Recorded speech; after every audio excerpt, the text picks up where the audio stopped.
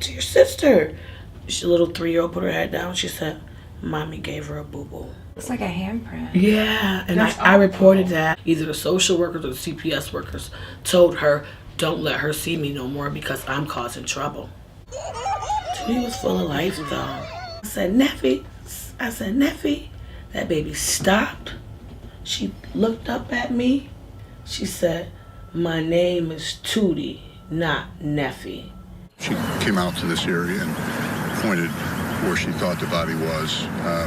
She brought you out here, brought detectives out here? Yes. This little girl likely went to her grave thinking she was the problem, that it was her fault, that she deserved this. Can you imagine that being a child's last thought? So I just want to say this. This is not how it's supposed to be. This was not your fault. You did not deserve this.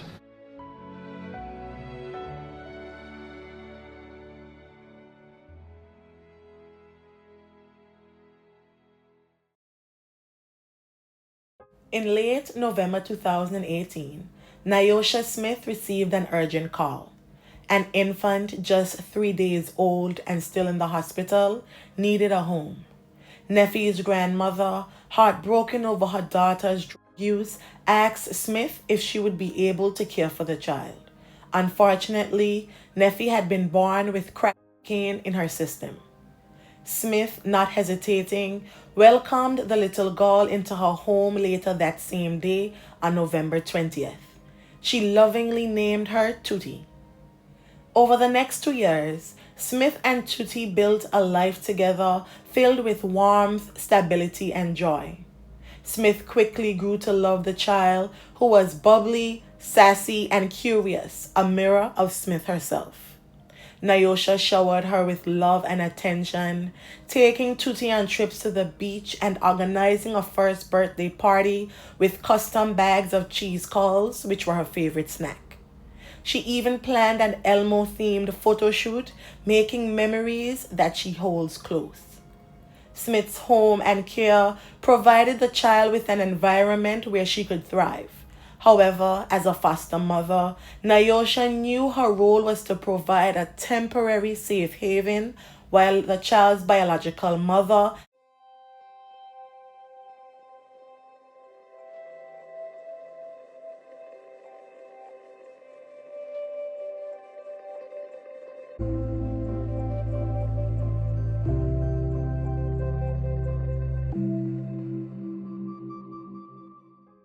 Latasha Mott worked to regain custody.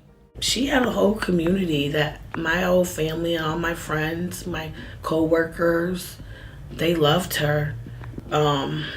Everybody knew her. They always asked me about her because they knew that that was my heart. When I lost custody of her, it was awful. It was devastating. It sent me into a horrible depression. I fought to get her back. So she was your normal, almost 2-year-old when you had to give her back? Yeah, she was. Yeah. She was. She was smart. She went to daycare. She made this in daycare. Oh. This was made in daycare as well. All her little stuff she made in daycare. In late 2020, just before Tuti turned 2 years old, a family court decided that Mott had met enough requirements to regain custody of her daughter. With that decision, Nyosha had to let Tuti go. Smith feared the living conditions in Mott's care, however. The apartment where Tuti went on visits at the time was bare and unkempt. Milk crates served as chairs, the floors were dirty, and furniture was scarce. Smith noticed that the child was uncomfortable, often walking to the door to hold Smith's hand as if to leave. Concerned, Nyosha reported her observations to CPS, Child Protective Services, describing the neglectful living conditions. CPS assured her that Tuti simply needed time to, quote, adjust. Smith's concerns grew deeper, particularly as she noticed that Tuti's biological mother hadn't completed all court-ordered treatments. Yet, despite her pleas to CPS, Tuti remained with her mother. By early 2022, Smith noticed alarming signs of physical harm. When she babysat Tuti and her sister, she observed a large bruise covering most of Tuti's torso. Smith, horrified, confronted Mott, who denied hitting the child but insisted on taking Tuti to the doctor. Smith reported this bruise to CPS, sharing her fears with the agencies. But the case was closed, ruled as unfounded. Mott then limited Smith's contact with Tuti, unfortunately. She barred her from seeing her for the next year. What happened to your sister? The little 3-year-old put her head down. She said, Mommy gave her a boo-boo. That's what she did to her. It looked like she the kids told me the mom did it. She backhanded her, looked like to me. That's what it appeared to be. That's awful. Looks like a handprint. Yeah, and I reported that, and I told them that she was trying to elude the doctors by taking this baby to Well Now. That was the last time I seen my baby for a whole year. For a year. For a whole year. I called CPS. I told them that this baby was being abused by her, that she was trying to elude them by taking her to different places to be seen. Mm-hmm. Tasha called me the next day maybe, and she says, yeah, you know, you ain't did nothing but make it worse for yourself, because now you're never going to see her. The social workers, either the social workers or the CPS workers, told her, don't let her see me no more because I'm causing trouble. Smith, feeling powerless, realized that CPS was no longer an ally in protecting the child. When Smith was finally permitted to see Tuti again in 2023, she noticed a significant change. Tuti was now called Neffy from her biological mother's chosen name, but the name change seemed to symbolize a more disturbing transformation. Neffy appeared more withdrawn and anxious, often dirty and smelling of urine. Her bright spirit was fading. In moments when the child would return to Nyosha's house, she noticed bruises and a black eye, yet Smith felt trapped. Reporting the abuse to CPS would only result in her losing the chance to see Neffy, she feared. With the foster mother fearing retaliation, she did not report it. Yet in her presence, Neffy would momentarily return to being the happy little girl she remembered as Tuti. Smith was hopeful as Neffy's start in kindergarten neared. In August 2023, she took her shopping for new school clothes. The woman believed that with Neffy entering school, teachers and staff could monitor her safety, giving her some respite from her home environment. When's the last time you saw her? September. September. I bought her school clothes, and Was she excited to start school? oh, she was so happy. I was so happy. Yeah. Because I knew she was getting out the house. She would be able to eat, have milk and juice. And adults could lay eyes on her. I was so happy. I truly felt like she was going to get away from Tasha this year. This was her year to get away from Tasha. She's going to school. You know, she's going to do something. They're going to know. Mm-hmm. You know, I was so happy that she was going to school. So I thought I was going to protect her. So. Yeah. But Latasha, angered by the growing connection between Smith and Neffy, cut Smith out of Neffy's life once more. Despite other reports to CPS, including 2 in late 2023, each was dismissed as unfounded. Mott's own circumstances were bleak. She had just given birth to her 7th child, another infant born with drugs in their system. Nevertheless, CPS allowed Mott to take this child home as well, despite signs that her other children were in danger. But just 2 days later, the unimaginable occurred. That day, January 6, 2024,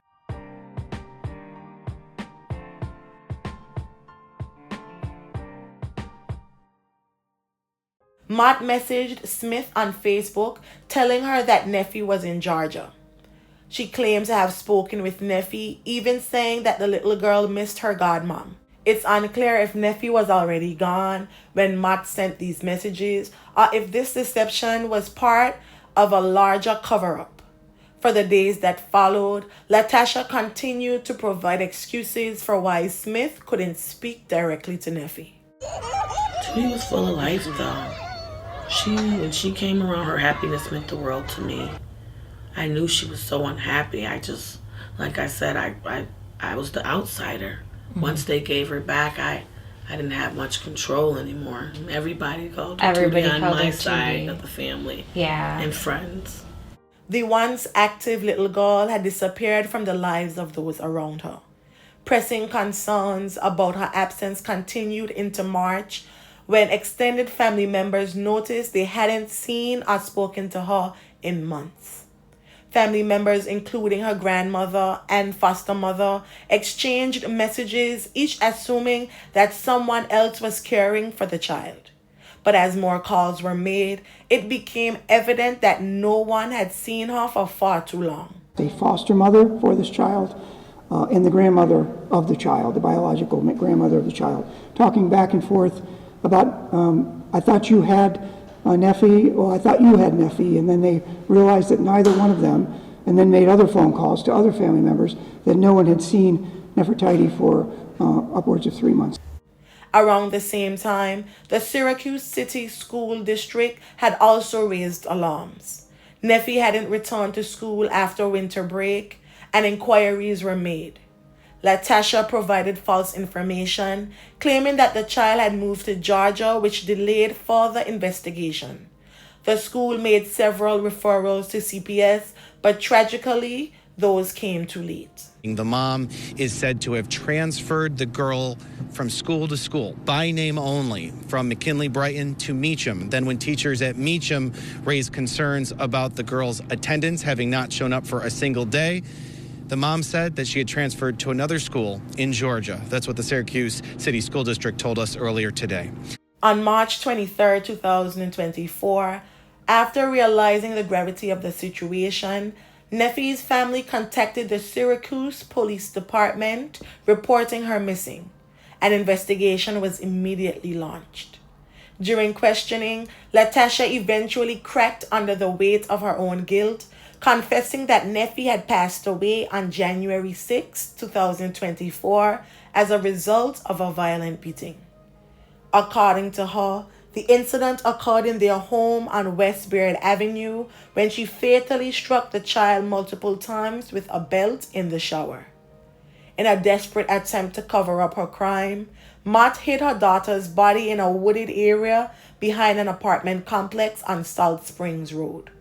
For months, Mott continued to deceive those around her, enrolling Neffy in another school and pretending her daughter was alive. On March 26th, police, state troopers, and canine units conducted a search of the wooded area. After a painstaking effort, they found the child's remains buried in a shallow grave beneath the snow and dirt. She was still wearing her pajamas and wrapped in a blanket.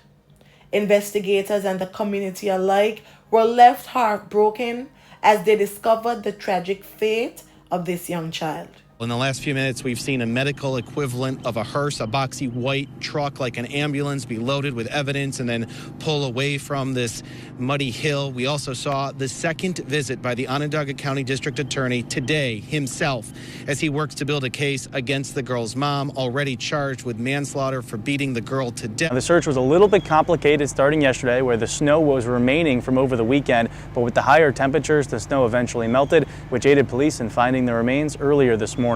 If the cause of death is consistent with the defendant's story, then we'll evaluate whether or not to upgrade the charges. Tonight, the DA takes News Channel 9's Andrew Donovan up the hill for a look at the tough terrain police were up against before they got to the child's grave. It's like an old home plate still there. Yeah. We're headed to Neffy's temporary gravesite.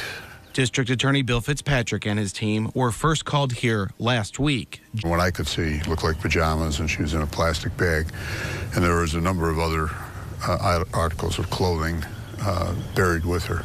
The prime suspect herself returned to the scene of the crime. She came out to this area and pointed where she thought the body was. She brought you out here, brought detectives out here? Yes. A city judge approved a mental health evaluation for Latasha Mott when she was in court Friday. The DA is waiting on those results before sending the evidence to a grand jury. I think, in my mind, I have an understanding of why Neffy was different than the others, but that's something we're going to have to wait for trial to explore. Syracuse Police Chief Joseph Cecil made an emotional statement following the discovery of Neffy's body, reflecting on the last thoughts the little girl might have had in her final moments. This little girl likely went to her grave thinking she was the problem, that it was her fault, that she deserved this, that she was a bad child, and this is what happens to bad children, that this is how it's supposed to be. Can you imagine that being a child's last thought? So I just want to say this. This is not how it's supposed to be. This was not your fault. You did not deserve this. You should be in kindergarten right now, drawing pictures and playing with crayons and making friends and laughing. And that's how it's supposed to be. I can't. It's horrible. And the torture that poor baby felt. It's unbelievable. Hassan Bloodworth also stopped by. He says he knows the girl's grandmother, father, and mother, the suspect. It was just unbelievable. I couldn't believe something like this happened. I couldn't believe that she would do something like this to a child. I mean, when you think you know somebody, you just really don't know somebody. The revelation of Neffy's passing left the community struggling to comprehend how this could happen to such an innocent child. Neighbors, friends, and family members held a vigil in her honor, lighting candles and releasing balloons to remember Neffy's life, her smile, and the joy she brought to those who knew her. God, I trust and lean and depend on you because you're sovereign. You're God that sit high and look down low. Touch all the people that are involved in orchestrating. Would you like one of these? Yes.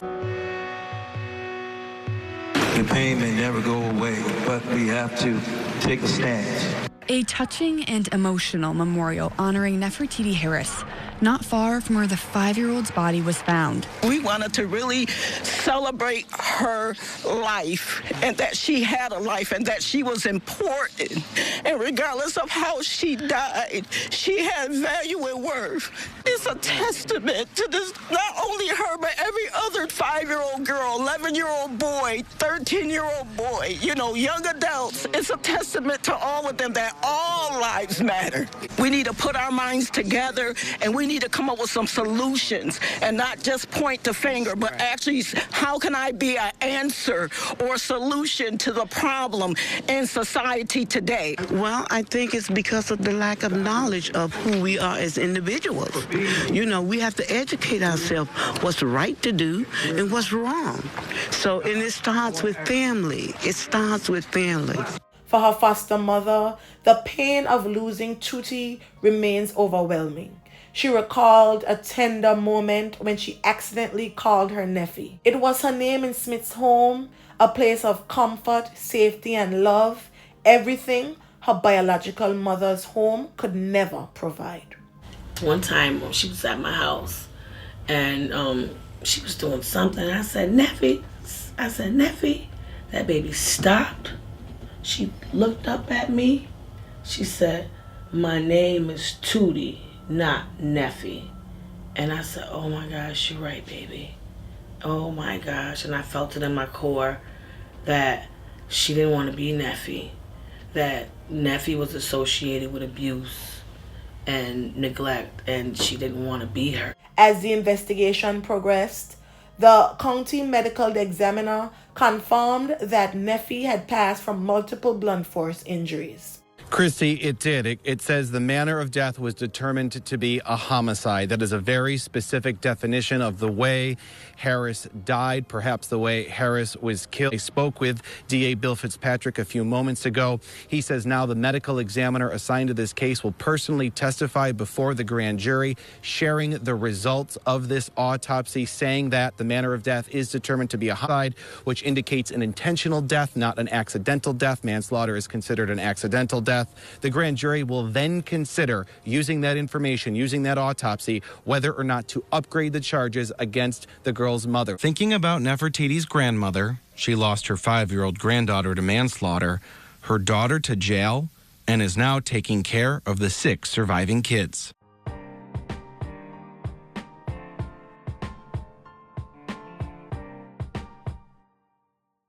You have a community and a village going to help you raise those children. We're here for you now. And I took my phone, I let her see what everybody was doing, and she just constantly kept crying. Mary Nelson showed her this, a group on the way to her house with clothes and other necessities to make this toughest time a little bit easier. It's hard for me to answer how they're doing. They're going through the process, okay? Yeah, and they're a strong family. That's all I can say, because we all know they're not doing great. You know, so, but we know that they have support in the community. I don't know what happened. I'm not going to try to say I do. It's not fair. Something dropped here. There's something is up under the surface, got to be uncovered. Her boyfriend, Corrice Parks, was also implicated in the crime. He had helped Mott dispose of Neffy's body, and later he was arrested on additional charges, including firearm and illicit substance possession. 29-year-old Latasha Mott stood before a judge and at one point glared at News Channel 9's camera. The judge approved her attorney's request for a mental health exam, aware Mott had a baby not long before she's accused of being her 5-year-old. The defense is researching the role of postpartum rage possibly in the violence that occurred in this case. Here's some of my conversation with Mott's attorney. What has she told you about her daughter's absence? You know that everything that my client tells me is protected by attorney-client privilege, so I can't answer that question. Understood. You know how much attention this is getting. You know the emotion behind this case. What would you tell the community about this and about your client? I think we all have to tread very lightly. Obviously, it's a tragic situation all the way around. There's a great deal of investigation that has to be done with respect to the case, and we're going to do that as expeditiously as we can. Do you think her boyfriend had any role? Could that help exonerate her? I mean, it certainly would be a working theory of mine, but I don't have any evidence to support that at this point. On the same day, a 5-year-old girl was laid to rest. The man accused of helping the mom stood before a judge in Syracuse City Court. 27-year-old Corrice Parks turned himself in a week ago on suspicions he had something to do with the disappearance of Harris. He is charged with concealment of a human corpse and tampering with physical evidence. Because of his prior prison time related to having guns, he was taken into custody but will likely be released by county court next week. The case has also shone a harsh light on systemic failures, missed opportunities to intervene earlier, particularly by CPS and the school system. Questions remain about how Neffy could have slipped through the cracks for so long without anyone effectively intervening. The community continues to grieve as the case makes its way through the courts. The shocking details of Neffy's last days will undoubtedly weigh heavily on those involved, from the police officers who found her remains to the prosecutors seeking justice and her family and friends who are just left with the memories. As we remember her, Neffy's story stands as a reminder of the vulnerability of children in troubled homes and how important it is to listen to the signs and step in before it is too late. May the family and friends of Nefertiti, Neffy or Tuti Harris find solace in the happy memories, and may her soul rest in perpetual peace. Thank you.